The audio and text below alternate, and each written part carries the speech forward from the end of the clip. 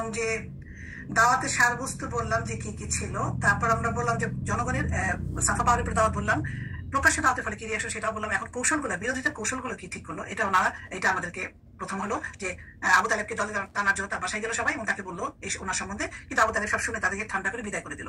তারপর তারা কি করলো যে না এটা তো কাজ হলো না, একটা কাজ করতে হবে, আমি কি করবো, হজের মৌসুমে তারা বাধা দেওয়া শুরু করলো। কি বললো, তাদেরকে বিভিন্ন কিছু বলা শুরু করলো, গণৎকার বললো, যে কাহিন বললো, পাগল মাজনুন বললো, পাগল শায়ের বললো, কবি, এগুলো বলা শুরু করলো তাকে, যে সে আসলে কোনো রসুল না, সে এগুলা, সে পাগল, সে গণক, সে কবি, সেগুলো কোথেকে বানায় বলে বিভিন্ন কিছু। ওই যখন মানুষজন দেখে তাদের সামনে বেশি করে বলে।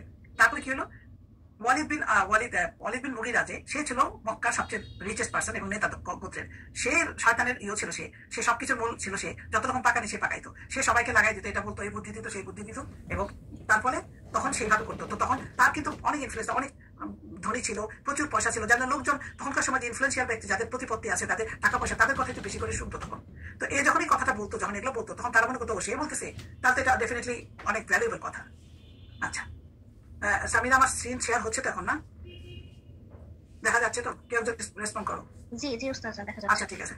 আচ্ছা আজকে আমরা কি করবো তাহলে, আমরা গত দিনের এগুলো কভার করলাম, আজকে আমরা আবু লাহাব সম্বন্ধে জানবো একটু। হজের মৌসুমে রাসূলুল্লাহ সাল্লাল্লাহু আলাইহি ওয়াসাল্লামের দাওয়াত কি করলো এবং অপবাদের সংখ্যা, যেটা কৌশল 1 কৌশল 2, যেটা অনেক অপবাদ ওনার সম্বন্ধে দেওয়া হয়েছিল, অনেক, এই জন্য এগুলো অনেক, যতগুলো পারি আজকে কভার করবো ইনশাআল্লাহ। তারপর নেক্সট যাব।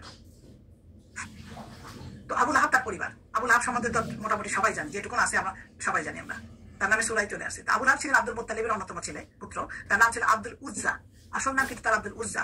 তার রং ছিল খুব ব্রাইট এবং গৌরবর্ণ, দেখেন না, খুব সুন্দর চেহারা ছিল, তার রঙ ছিল অগ্নিফুজি পুলিঙ্গওয়ালা বলতো তাকে, যেহেতু তার মানে চেহারা লাল বর্ণ ছিল বলে, সুন্দর ছিল বলে তাকে এটা বলতো। আল্লাহ তার জন্য এই নাম পছন্দ করলেন, যে তার জন্য আবু লাহাব করলেন, আবু লাহাব তাকে এই যেটা বলিস কি অগ্নিফুলিঙ্গওয়ালা, কেননা এর মধ্যে জাহান্নামী হয়তো সম্পর্কে লুকাইতে ছিল।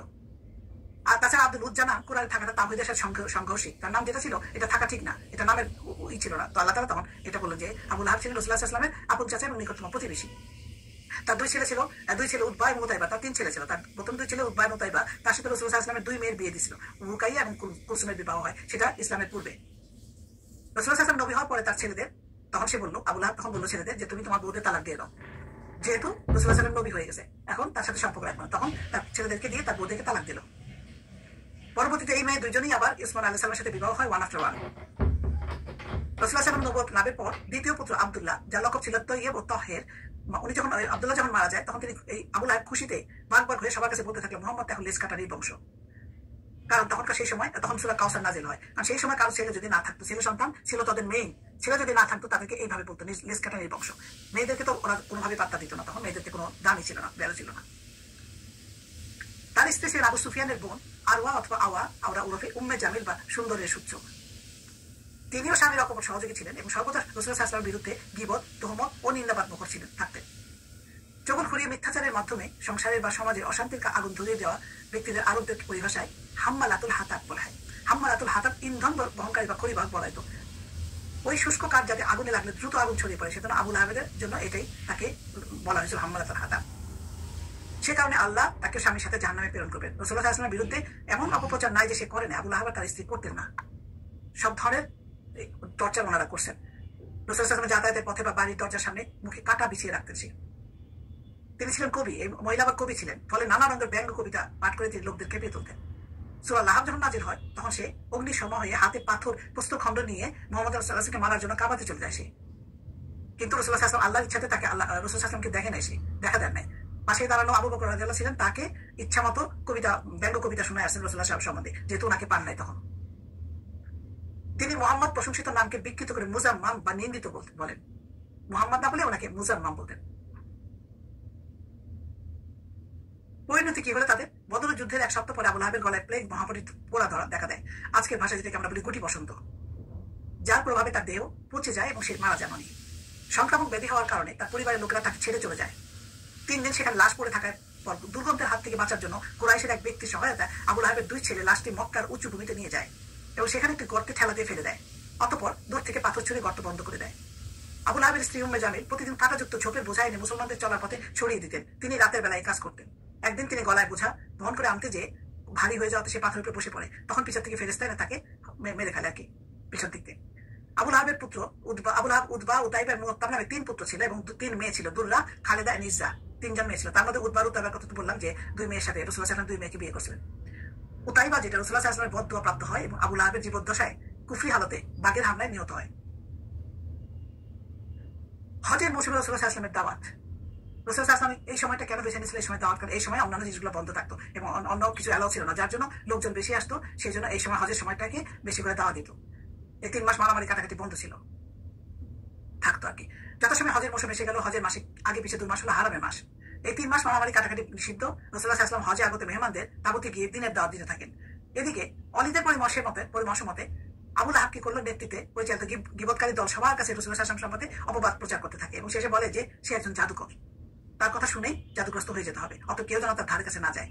আবু লাহাব নিজে নির্লজ্জের মতো রাসূলুল্লাহ সাল্লাল্লাহু আলাইহি ওয়াসাল্লাম পিছনে পিছনে ঘুরতে থাকে এবং রাসূলুল্লাহ সাল্লাল্লাহু আলাইহি ওয়াসাল্লাম যেখানে যান সেখানে সে গিয়ে বলে, ইয়া আইয়ুহান নাসু লা তুতিউহু ফা ইন্নাহু সাবিয়্যুন কাযযাবুন। কি বলে যে হে জনগণ, হে মানুষ, তোমরা এর কথা শোনো, লা তুতিউ, তার কথা শোনো না, ফা ইন্নাহু, সে নিশ্চয়ই, সাবিয়্যুন মানে ধর্মত্যাগী, কাযযাবুন এবং মহামিথ্যুক। সাবিয়্যুন ধর্মত্যাগী কেন? কারণ তাদের ধর্ম ছেড়ে দিয়েছে, সেজন্য তাকে কথা বলতেছেন যে সে মহামিথ্যুক। খালি মিথ্যুক না, মহা কাযযাবুন, সাদ্দা দাও। শুধু তাই নয়, সে উপরোক্ত গালি দিয়ে হজ মৌসুমের বাইরে জুল বাজারে রাসূলুল্লাহ সাল্লাল্লাহু আলাইহি ওয়াসাল্লামের পায়ে পাথর ছুঁড়েছিল, যাতে তার দু গোড়ালি রক্তাক্ত হয়ে গেছে। যুগে যুগে বাতিলপন্থীরা এইভাবে হকপন্থীদের বিরুদ্ধে মিথ্যা অপবাদ রটনা করছে, আজও করে যাচ্ছে, যাতে লোকেরা হক কবুল করা থেকে বিরত থাকে। এই প্রসেসটা চলতেইছে। এই যে হজের মৌসুমে যে দাওয়া দিল, তাতে কি লাভ লোকসান কি হলো? কোনো লাভ হয়েছে বা কোনো লোকসান হলো? এতে হলো ব্যাপক অপপ্রচারের ফলে রাসূলুল্লাহ সাল্লাল্লাহু আলাইহি ওয়াসাল্লামের লাভ ক্ষতি দুইটাই হলো। লাভ হলো যে তার নবুয়ত দাবির কথা সর্বত্র প্রচারিত হয়ে গেল। এই ধারায় বন্ধ হোক ভালো হোক, সবাই তো জানলো যে একজন নবী আছে বা উনি প্রচার করতেছেন, যা শুধু রিয়াদ দ্বীপের কিতাবধারী ইহুদি নাসারদের কানে পৌঁছে গেল এবং তারা বুঝে নিল যে তাওরাত ইনজিলে যে ভবিষ্যৎবাণী বলে গেছে আখিরি নবীর কথা, তিনি তো এসে গেছেন। এরা বুঝে গেল এটাতে। ফলে দিনদার লোকদের মধ্যে তার প্রতি ব্যাপক আগ্রহ সৃষ্টি হলো। পক্ষান্তরে ক্ষতি হলো এই যে কেউ তার দাওয়াতে সাড়া দিল না, বরং অনেকের মধ্যে তার সম্পর্কে বিরূপ মনোভাবের সৃষ্টি হলো। সবচেয়ে ক্ষতিকর দিক ছিল আবু লাহাবের কুচ্ছা রটনা ও নোংরা প্রচারণা। কেননা তিনি ছিলেন রাসূল সাল্লাল্লাহু আলাইহি ওয়াসাল্লামের আপন চাচা, নিকটতম প্রতিবেশী, তার 2 মেয়েকে সাবেক শ্বশুর এবং সুপরিচিত নেতাও বড় ব্যবসায়ী। এই যদি কথা বলে, এই যদি তার নামে বলে, তো লোকজন তো শুনবেই। তার নিজের চাচা, তার রিলেটিভ, তারপর তার নেইবার, তারপর কোরাইশ বংশ সবই তো। সে যখন বলে বেড়াচ্ছে তখন অনেক মানুষ সেটা নিয়ে নিল, তার কথা সবাই বিশ্বাস করলো, যে কারণে প্রায় দীর্ঘ 3 মাস ব্যাপী দিন রাত দাওয়ার ব্যর্থতা নিষ্ফল হলো। অপবাদের সংখ্যা অন্যান্য কৌশল সমূহ এই যে ওনাদের দেওয়ার পরে এটা হয়ে গেল, নিষ্ফল হলো। তখন ওরা যে অপবাদ দিল, কি ধরনের অপবাদ তাকে দেওয়া হয়েছিল? তারা তো দেখলো যে হজের মৌসুমে এই কাজটা করে দেখলো যে না, তারা তো সাকসেসফুল, একটা তো ঠেকা দিতে পারছে, তার নামে তো বদনাম করতে পারছে, তার নামে তো অনেককে শোনাইতে পারছে, এটা তো বেশ সাকসেস হয়েছে। তখন এটাকে দ্বিগুণ বেগে তারা শুরু করলো যে তার পিছনে আমরা আরো কিছু করি। তাহলে তো কি করলো তারা? নানাবিধ অপবাদ রচনা শুরু করলো তারা। হজের মৌসুমে শেষে যখন তারা দেখলো যে অপবাদ রচনায় সবচেয়ে বেশি সুবিধা হয়েছে, অতএব অপবাদের সংখ্যা বৃদ্ধির সিদ্ধান্ত নেওয়া হলো। এরা এই কাজে যেমন হলো যে প্রতিপক্ষে মানসিকভাবে দুর্বল করা যায়, তেমন সাধারণ মানুষ দ্রুত সেটা লুফে নেয়। এরা বুঝতে পারলো যে যাচাই বাছাই করতে চাইলে তো আমাদের কাছেই আসবে, এটা তো পাওয়ারফুল, যে সত্যি কিনা জানার জন্য আমাদের কাছেই আসবে। তখন আমরা এটা বলে দেবো, আবার আমরা তো সমাজের নেতা, আমরা তো তাদের নিকটতম আত্মীয় প্রতিবেশী, যখন আমাদের কাছে আমাদের বিরুদ্ধে বলছি, তখন আমরা যখন এইসব বলি তখন আর কেউ এটা ঘাটাবে না। সুতরাং এরা একটু সাকসেসফুল হয়ে গেল, বললো যে না, তার বিরুদ্ধে যেটা করছি আমরা বেশ ভালো, এখন তো জোরসোর ভাবে নামতে হবে আমরা। তখন কি করলো তারা? অনেকগুলো অপবাদ তৈরি করলো। যেমন প্রথমে বলো তারা রাসূলুল্লাহ সাল্লাল্লাহু আলাইহি ওয়াসাল্লামকে পাগল কবি, নাউজুবিল্লাহ, ওনার জন্য ওনাকে বলো পাগল। সেই ব্যাপারে কি আয়াত আসলো? ওয়া ইয়াকুলুনা আইন্না লা তারিকু আলিহাতিনা লিশাইরি মাজনুন।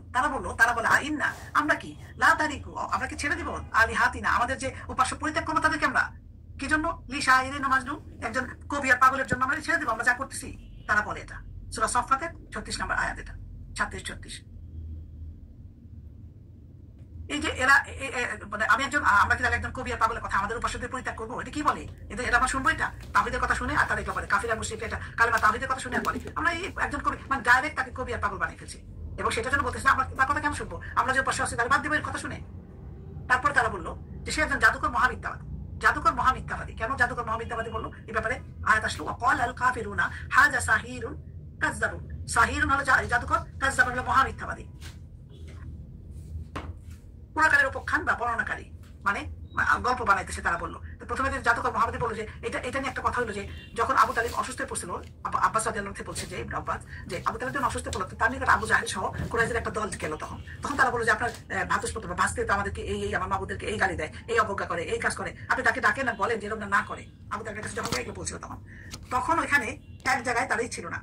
আবু তালেবকে ডাকাইলো, তাকে ভাবতেছে জিয়ালো, দেখলো যে তার চাচার পাশে একটা সিট ওরা বসে আছে, তার মধ্যে একটা কাছে একটা সিট খালি আছে। তো যখন রাসূল সাল্লাল্লাহু আলাইহি ওয়াসাল্লাম ওই সিটের মধ্যে বসবে, আবু জাহাল লাফ দিয়ে উঠে ওই জায়গায় যে বসলো, যে যদি সে আবু তালেবের কাছে বসে তাকে পটায় ফেলে, যার জন্য সে ওখানে যে বসলেন, রাসূল সাল্লাল্লাহু আলাইহি ওয়াসাল্লাম দরজার পাশে এসে বসলেন। তখন বললো যে আবু তালেব তাকে বললো যে হে হে ভাতুষ পুত্র, তোমার গোত্রের লোকেরা তোমার বিরুদ্ধে নালিশ করে আমার কাছে, তুমি নাকি তাদের দেবতাদের কটূক্তি করছো, এরকম কথা বলছো, তোমার বিরুদ্ধে আরো অনেক অভিযোগ আসছে।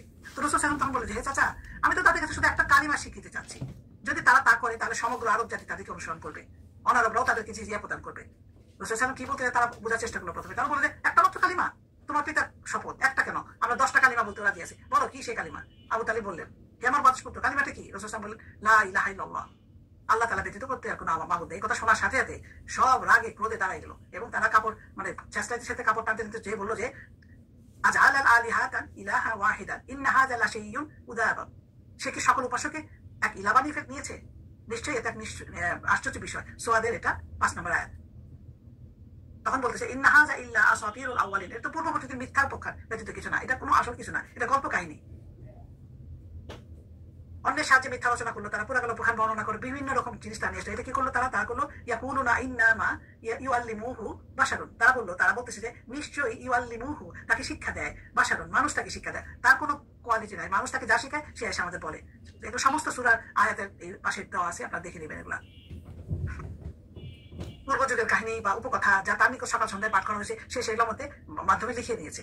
এগুলো বলছে মিথ্যা রটনাকারী, এটাও তাকে বানাইলো। কি বললো তারা? ওয়াকাল আল্লাযীনা কাফারু ইন্না ইন হাযা ইল্লা ইফকুন ইফতারাহু, ইল্লা, এটা বললো তারা বানোয়ার ছাড়া, ইফকুন মিথ্যা, ইফতারা মানে বানানো, উদ্ভাবন করা, যে এটা সে উনি যা বলতে সেগুলো সব তার নিজস্ব বানোয়ার, এগুলো মিথ্যা ছাড়া কিছু নাই। ও আনাহু, এবং তাকে সাহায্য করছে, আনা মানে সাহায্য করা, আলাইহি তাকে, কাউমান আখারুন, অন্য সম্প্রদায়ের লোকরা তাকে সাহায্য করতেছে, সে একা করতেছে না, তার সাথে আরো লোক আছে। ফুরকানের আয়াত এটা, গণৎকার বলতেছে তাকে। তো ফুরকানে যেটা বলতেছে যে সকল কাফির মুশরিকরা নবুয়তকে মিথ্যা কথা বলে অস্বীকার করেন, বলে যে এই কোরআন একটা মিথ্যা ব্যতীত কিছু না, সে নিজে এটা রচনা করে আল্লাহ তাআলার নামে অপবাদ দিচ্ছে, এবং এই ব্যাপারে তাকে অন্যান্য লোকরা সাহায্য করছে, কাহিনী বানায় তারা এগুলো সব। গণৎকারের ব্যাপারে কি বলতেছে? ফাযাক্কির ফামা আনতা বিনি'মাতি রাব্বিকা বিকাহিনিন ওয়ালা মাজনুনুন, অতএব তুমি উপদেশ দাও, ফাযাক্কির, তুমি উপদেশ দিতে থাকো। আল্লাহ তাআলা বলতেছেন তোমার প্রতিপালক বা নিয়ামাতিকা রাব্বিকা, নিয়ামাতি রাব্বিকা, তোমার প্রতিপালকের নিয়ামতে, বিকাহিনিন, তুমি কোনো গণক না, ওয়ালা মাজনুনুন, তুমি কোনো উন্মাদ না, তুমি তোমার কাজ করে যাও, তুমি উপদেশ দিতে থাকো। আল্লাহ তাআলা সাহস দিলেন সূরা তুরের আয়াত এটা। আল্লাহ তাআলা বলেন যে তুমি তোমার দাওয়া থামাবা না, তোমাকে যে নির্দেশ দেওয়া হয়েছে তুমি বান্দাদের কাছে পৌঁছাতে থাকো। দুষ্ট লোকরা বা খারাপ লোকরা যা খুশি তাই বলুক না কেন, তুমি এগুলো থেকে মুক্ত। আল্লাহ ঘোষণা দিল এটা যে আমার নিয়ামতের মধ্যে তুমি আসো, তুমি পাগলও না, তুমি গণকও না, তুমি উন্মাদ না। কাহিন বলতেছে, ওনাকে কাহিন বলার কারণ হলো যে কোন জিন, মানে কাহিনের কাছে যে জিনরা খবর নিয়ে আসে, সে যেন জিবরাইল আলাইহিস সালাম তার কাছে নিয়ে আসতো, শুনছে, তখন এটা কাহিন বানাইছে তাকে। এরকম বিভিন্ন জিনিসের সাথে মিলাই ওরা খুঁজে খুঁজে বের করে বানায়। তিনি তো সাধারণ মানুষ, ফেরেশতা নন। আরেকটা পয়েন্ট হলো সিম্পল মানুষ, উনি তো কোনো ফেরেশতা না। কেন? ওয়াকালু মা লিহাযা রাসূলি, কেমন রসুল এটা? মা লিহাযা রাসূলি, তারা বলে যে এটা কেমন ধরনের রসুল? ইয়াকুলু, সে খায়, তাআমান, সে খাদ্য খায়, ওয়া ইয়ামশি, চলাফেরা করে, ফিল আসওয়াকে, বাজারে হাটে সে চলাফেরা করে। রসুল্লাহ হলে কি বাজারে হাটে চলাফেরা করবে? কি ধরনের রসুল? তাদের প্রশ্ন এটা। লাউলা উনজিলা ইলাইহি মালাকুন, লাউলা, কেন তাইলে, কেন উনজিলা ইলাইহি, তার উপরে নাজিল হলো না মালাকুন, ফেরেশতারা, ফায়াকুনা মাআহু নাযীরা, তার সাথে সবসময় থাকতো এবং আমাদেরকে সতর্ক করতো। মানে তার সাথে থাকবে ফেরেশতা, তাকে দেখে তারা বুঝবে, তাকে কি রসুল মানবে না? তাও তারা রাসূলুল্লাহ সম্বোধন করে বলতেছে এটা কেমন রসুল? সে খাওয়া দাওয়া করে, বাজারেও যায়, সাধারণ মানুষের মতো লাগে, কোনো ডিফারেন্স তো দেখতেছি না আমরা, তাহলে রসুল মানবো কেন? রসুল হইতে হবে ফেরেশতাদের, ফেরেশতারা আসবে, তার সাথে থাকবে একজন, অথবা অনেক টাকা পয়সা, বিরাট বাড়ি গাড়ি থাকবে, মানে ইনফ্লুয়েন্সিয়াল কেউ থাকবে। তো ওনার তো এগুলো কিছুই নাই, তাহলে যে তাকে অনুসরণ করবে সে তো জাদুগ্রস্ত ব্যক্তি হয়ে যাবে। তাই এই জন্য তাকে জাদু করছে, মোহাম্মদ তখন তাকে জাদু করছে, এরকম বলতেছে তারা। এই ব্যাপারে কিন্তু সূরা মুমিনুনের 33-34 নম্বর আয়াতে আল্লাহ তাআলা বলছেন, একই কথা বলছে যে ওরা বলতেছে, যখন তখন বলছে তাদের বিশ্বাস ছিল যিনি রসুল হবেন তিনি আমাদের মতো খাওয়া পান করা এগুলো করবেন না, তিনি আমাদের থেকে আলাদা বৈশিষ্ট্যের অধিকারী হবেন। তাই তারা তাদের মতো খায় পান করে, রসুলকে মেনে নিতে পারলো না। এখানে একটি বিষয় সুস্পষ্ট হয়েছে যে পূর্বের যুগেও কাফিররা জানতো যে যাকে তাদের রসুল হিসেবে পাঠানো হয়েছে সে আমাদের রক্ত মাংসের একজন মানুষ, খাওয়া পান করার মানুষ। কিন্তু এখন কি মানুষকে এই মানুষকে তো কেউ বিশ্বাস করে না, রসুলকেই তো বিশ্বাস করে, এজ এ মানুষ হিসেবে তো কেউ বিশ্বাস করতেছে না। এখন তার অবস্থা কোথায় নামায় ফেলছে অনেকে।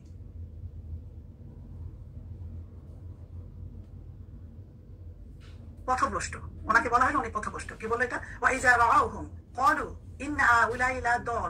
যখনই ইমানদারকে দেখতো, তাকাইতো, তারা দেখতো যখন, তখনই বলতো নিশ্চয়ই এরা পথভ্রষ্ট। হাউলাই লাদ, অবশ্যই পথভ্রষ্ট তারা।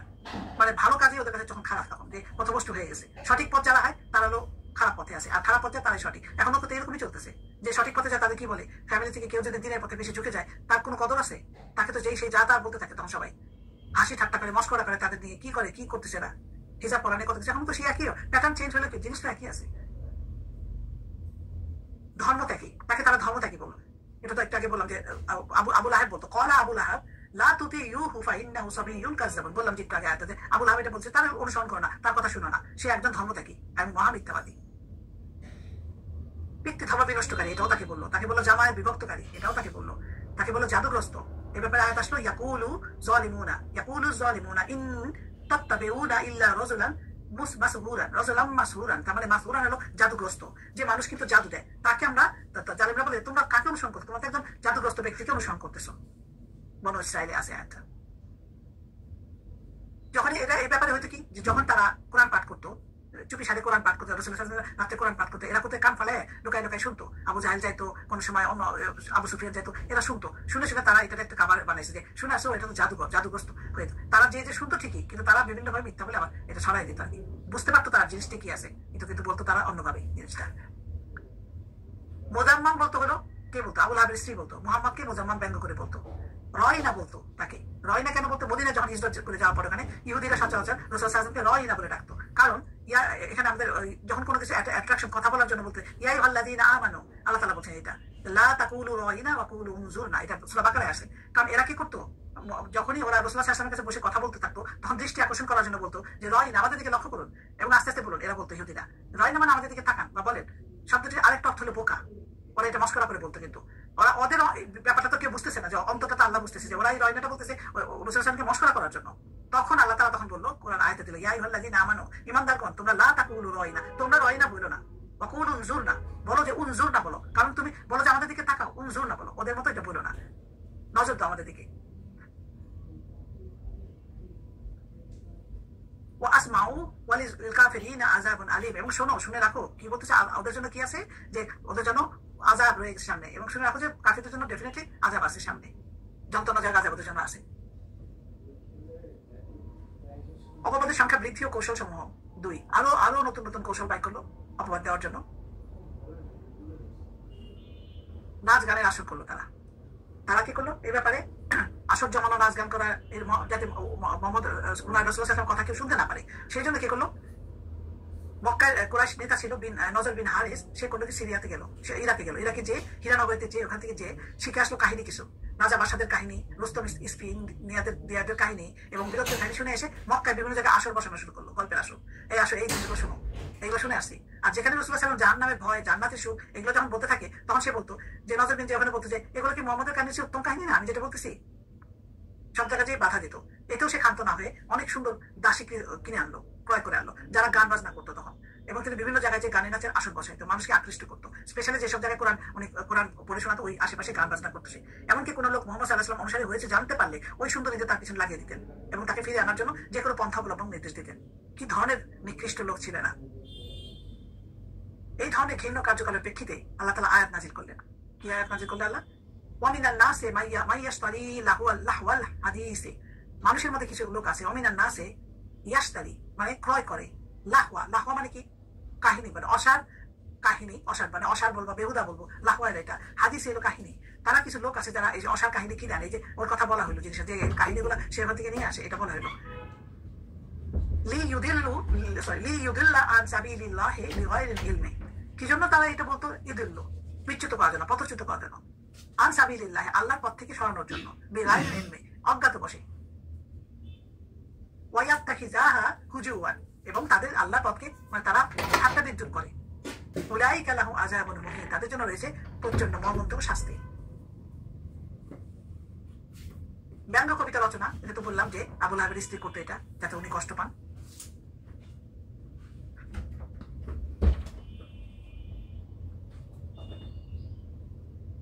অতীতে সংঘটিত বিভিন্ন কাহিনী সম্পর্কে প্রশ্ন করা, এবং রাসূল সাল্লাল্লাহু আলাইহি ওয়াসাল্লামকে এই ধরনের প্রশ্নও করছে তারা, যে অতীতে কি হইলো ঘটনা, এটা এম্বারেস করার জন্য অনেকে করতো, যে সাহাবের ভণ্ডনবী প্রমাণের জন্য, যে সে তো জানে না এগুলা কাহিনীগুলা, যাতে এম্বারেস ফিল করে এবং তাকে বলবে যে না সে তো ভুয়া, সে তো এগুলো কিছু জানে না। এগুলো প্রমাণ করার জন্য তারা প্রশ্ন করছে বিভিন্ন, কি প্রশ্ন, আসাবে কাপ সম্বন্ধে প্রশ্ন করছে, জুলকারনাইন সম্বন্ধে প্রশ্ন, যে এটা উনি ওনাদের জানার কথা না, এটা তো ইহুদি হিব্রু বইয়ের মধ্যে আসে তখনকার সময়, আল্লাহ তাআলা তো আমাদেরকে জানাই নাই, তখন ওনাকে জানান নাই, সেজন্য তারা প্রশ্ন করলো যে আসাবে কাপের ওই যুবকদের ঘটনা, প্রাচীনকালে শহর ছেড়ে চলে গিয়েছিল 309 বছর ঘুরে আবার জেগে গিয়েছিল, সেসব ঘটনাগুলো ওনার কাছে জিজ্ঞেস করলো যে আসাবে কাপ কি, জুলকারনাইন কে, এসব ওনাকে জিজ্ঞেস করলো, রু সম্বন্ধে জিজ্ঞেস করলো, আর তিনটা প্রশ্ন করা হয়েছিল তখন, এটা যে রু সম্বন্ধে আসাবে কাপ আর জুলকারনাইন।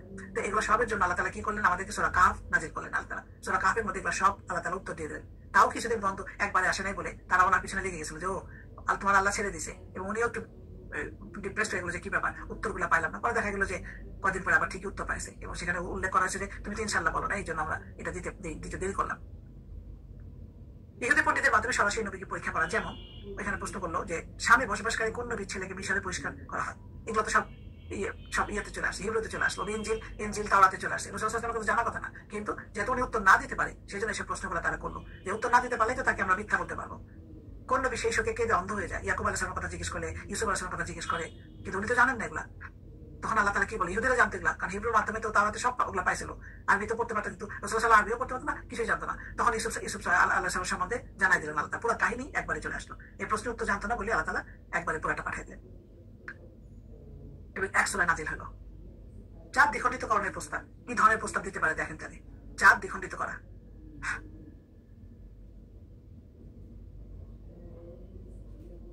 সবকিছু যখন ব্যর্থ হয়ে গেলো, তারা কিছুতে কোনো কিছু কাজ হচ্ছে না, দেখতেছে যেটাই করি থেমে তো নাই, চালাই তো যাচ্ছে না দাওয়া। তখন তারা প্ল্যান করলো যে ওই পণ্ডিতরা, ইহুদি পণ্ডিতরা তাদের শিখাই দিল, এদের মাথায় কুরাইশরা তো চিন্তা করে না কি করবে, আর কুরাইশরা যা যা দখলে ছিল সব ট্রাই করছে ওরা, এখন বাকিগুলো এখন পারতে হচ্ছে না কোনো কাজ। তখন ইহুদিদের পণ্ডিতরা তারা কিছু কৌশল শিখাই দিল, যে এগুলো করতে পারো তোমরা, তারা বলো যে চাঁদটাকে দ্বিখণ্ডিত করে দেখাক, কারণ এটা উনি জাদুকর কিনা সেটা যাচাইয়ের একটা পন্থা হবে, কারণ এটা পারবে, কারণ জাদুর প্রভাব তো শুধু জমিনে সীমাবদ্ধ থাকে, আসমানে এটা কোনো কাজ হবে না। যদি এটা করতে পারে তখন তাহলে বুঝতে পারবে যে তোমরা বলতে পারো যে এটা না, তো তুমি ওকে বলো যে চাঁদ দ্বিখণ্ডিত করার জন্য। তাদের মাথার মধ্যে এটা চিন্তা করছিল, মুসা আলাইহিস সালাম লাঠি দিয়ে সমুদ্র 2 ভাগ করছে, তো এটা কেন পারবে না, এরও এটা পারবে, এই জন্য তার কাছে বলে এটা জিজ্ঞেস করো। তারা তো এটা জানতো, মুসাটা কুরাইশরা তো জানতো না, তো ওরা চলে আসলো খুশি হয়ে। কুরাইশ নেতারা এসে বললো যে রাসূল সাল্লাল্লাহু আলাইহি ওয়াসাল্লামকে বললো যে চাঁদ করার জন্য, এবং আল্লাহর হুকুমে রাসূল সেই মুজিজা দেখাইল।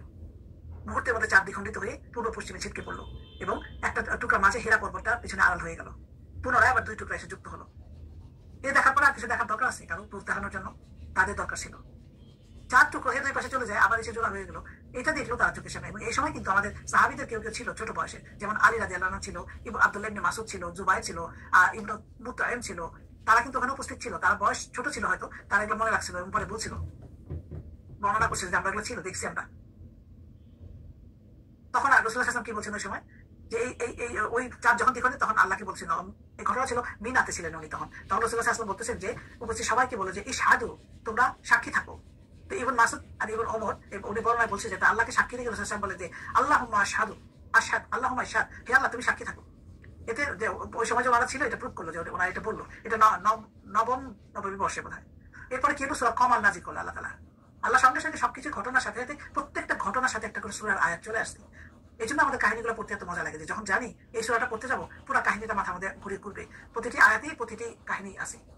তো কি বললো সূরা এখানে যে ইকতারাবা সাআতু, ইকতারাবা মানে আসন্ন, কাছে চলে আসছে, সাআতু মানে রোজ কিয়ামত, ওয়ান শাক্কাল কমারু, ভেঙে গেছে, সাক্ষ্য মানে বিদীর্ণ হয়ে যাওয়া, টুকরো টুকরো হয়ে যাওয়া, কমারু মানে যে চারটা যে 2 টুকরো হয়ে গেছে, তোমরা এই পর্যন্ত দেখতে চাইলে যখন তোমাদের আর কিয়ামতের দেরি নাই। আল্লাহ তাআলা খবর দিল যে 4টাকেও ভাঙিয়ে ফেলছো তোমরা, ইকতারাবা, এখন বলে যে আসন্ন, কিয়ামত তো সামনেই চলে আসছে, চন্ড বিদীর্ণ হয়েছে। এই জিদ আর অহংকার তাদেরকে ঈমান আনা থেকে বিরত রাখলো। এটা দেখানোর পরেও তারা ঈমান আনলো না, এবং এত বড় ঘটনা চাক্ষুষ দেখলো তারা, কুরাইশ নিয়ে তারা ঈমান আনলো না। বিভিন্ন এলাকা থেকে লোকরা কাছেও তারা একই ঘটনা শুনে, কিন্তু কারো কোনো চেঞ্জ হয় না। কোনো কি বলছে তারপরে, যখনই তারা কোনো আয়াত বা নিদর্শন দেখে তারা কি করে, ইউরিদু উপেক্ষা করে তারা, বা ইয়াকুলু তারা বলে সিহরুন মুস্তামিরুন, যে বললাম না যে এটা বলে তারা, এটা এই বলে জাদু চলমান, সিহরুন মুস্তামিরুন, মুস্তামিরুন মানে চলমান জাদু। তারা যদি কোনো সময় দেখে তারা বলে সিহরুন মুস্তামিরুন। ওয়াকাযযাবু ওয়াত্তাবাউ আহওয়াআহুম ওয়া কুল্লু আমরিন মুস্তাকিরুন। ওয়াকাযযাবু তারা মিথ্যাবাদ করলো, ফলাফল কি হলো, এটা মিথ্যাবাদ করে এবং নিজেদের নিজেদের খেয়াল খুশি অনুসরণ করে, অথচ আমরিন মুস্তাকিরুন তার মানে কি হবে, প্রত্যেকটা কাজের ফলাফল স্থির হবে। সূরা কমার এই আয়াতটা আসছে। প্রত্যেকটা কাজে কিন্তু আল্লাহ কিয়ামতের দিন হিসাব নেবে। আল্লাহ তাআলা বলছেন যে চারটা দেখলো তারা এরপরেও এগুলো বলতেছে কিছুই হয় না, ওদের সবকিছুতে হিসাব নিব আমি। এগুলা লোভনীয় প্রস্তাব সমূহ পেশ এরপরে করলো যে অনেকগুলো প্রপোজাল দিল নাকি, লোভনীয় প্রস্তাব, যে কেউ লুফে নেবে এরকম প্রস্তাব ওনাকে বলা হলো। কি সেগুলা? নির্যাতিত নিপীড়িত নবমুসলিমদের বলতে লাগবে, তোমরা পিতৃধর্মে ফিরে এলে তোমাদের জীবনে সচ্ছলতা সুখ শান্ত ফিরিয়ে দেওয়া হবে, এমনকি পরকালে তোমাদের পাপের বোঝা আমরাই বহন করবো। চিন্তা করা যায়? আপোষমুখী প্রস্তাব সমূহ পেশ করলো।